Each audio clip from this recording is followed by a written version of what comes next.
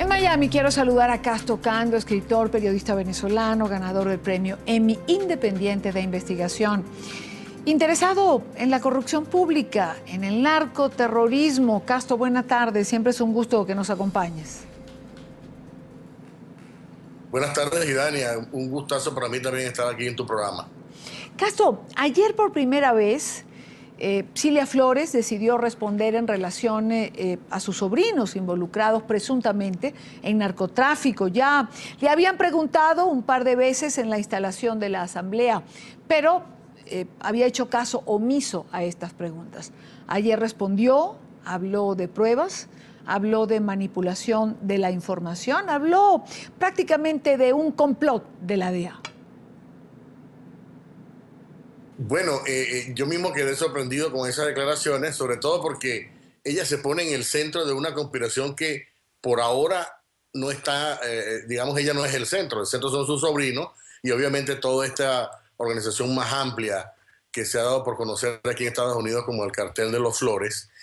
A mí me pareció algo absolutamente sin sentido la acción que hizo Cilia Flores de que toda esta operación que hizo el gobierno de Estados Unidos, la DEA, la Fiscalía de Nueva York, que implicó a varios gobiernos en Honduras, Haití, y que capturaron a estas personas, se hizo solamente para frenar su elección en el estado Guárico. Me parece una cosa absolutamente disparatada. El tema es que coincidió estas operaciones con el momento de las elecciones, pero es una coincidencia, es una coincidencia. Es decir, yo creo que aquí es parte del discurso que ella maneja, que el gobierno ha manejado desde el principio.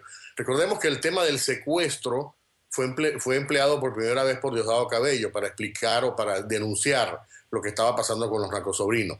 De modo que esto es otra vez una continuación de lo que es hasta ahora la postura oficial de Cilia Flores y del gobierno de Nicolás Maduro frente a este caso de los narcosobrinos, que es un caso de narcotráfico.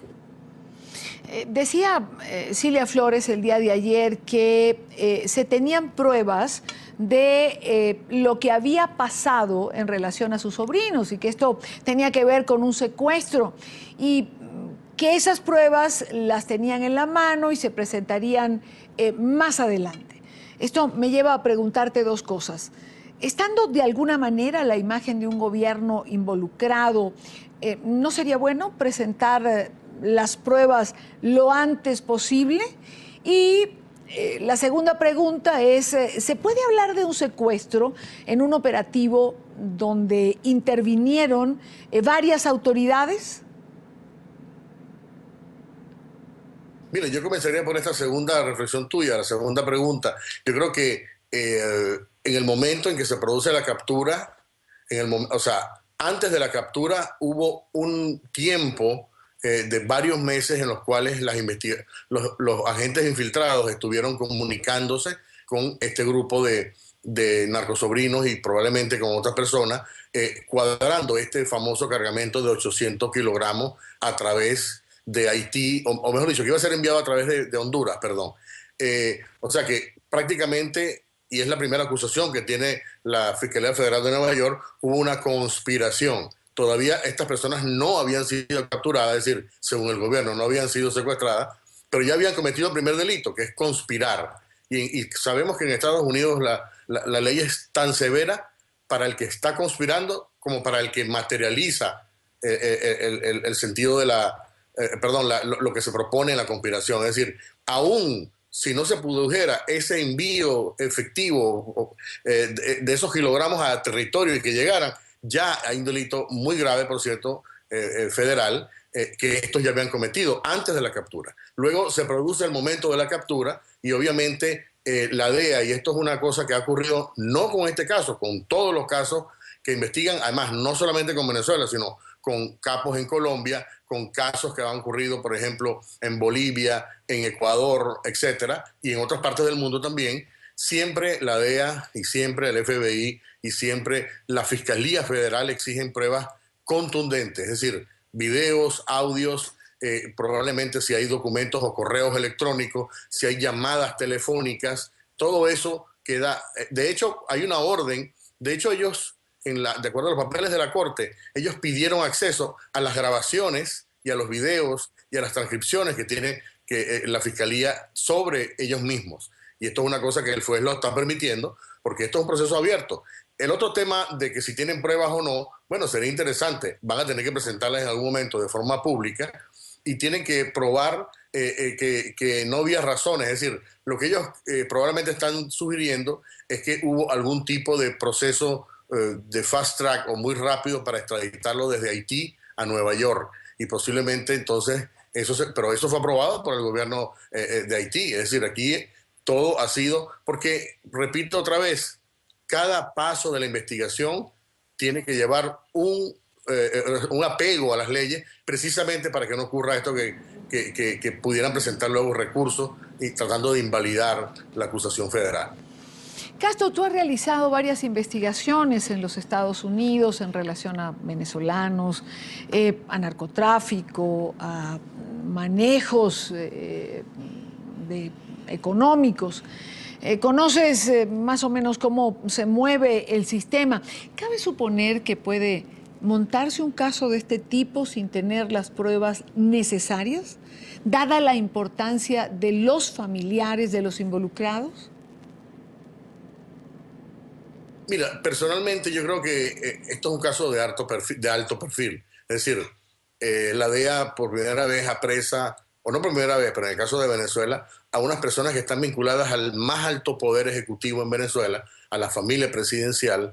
Y esto no es una cosa para tomarse a la ligera, y estoy seguro que la agencia, y sobre todo los fiscales, ¿no? El fiscal muy severo de Nueva York que lleva este caso, Preet Bharara, ellos se toman esto no a la ligera, se lo toman muy en serio. Lo otro es estas personas están comprometiendo sus prestigios, es decir, no solamente el Task Force que está trabajando en estos casos en Nueva York, que implica, por cierto, no solamente a la DEA, sino también al FBI, la policía de Nueva York, etcétera, sino también los fiscales. Los fiscales son funcionarios que tienen que proteger un prestigio, que son funcionarios electos, es decir, son personas que tienen que actuar con un sumo cuidado y en cualquier caso, pero sobre todo con un mayor cuidado, porque se trata de la familia presidencial, si se quiere, en Venezuela. Y yo creo que esto es lo que ha ocurrido, porque esto es un caso en el cual tiene que ver el ministro de Justicia, o sea, el secretario de Justicia, el fiscal general de aquí, de Estados Unidos. Es decir, en estas investigaciones, cuando se proceden, se analizan las consecuencias diplomáticas, las consecuencias legales, las consecuencias en general, y luego es cuando se procede. Una vez que se actúa es porque ya hay una evidencia muy contundente, y yo creo que en esto es lo que ha pasado. Yo descartaría el hecho de que esto hubiese sido una operación improvisada en la cual no hubiera una demostración contundente de los hechos del narcotráfico, del intento de tráfico de drogas de estos narcosobrinos de Cilia Flores. Y una última pregunta. Actualicemos el caso de los sobrinos de la primera dama de Venezuela para nuestra teleaudiencia.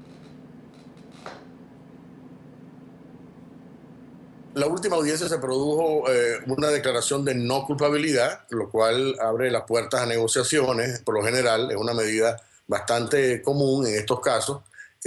Posiblemente hay negociaciones en este momento, o terminando o afinando negociaciones.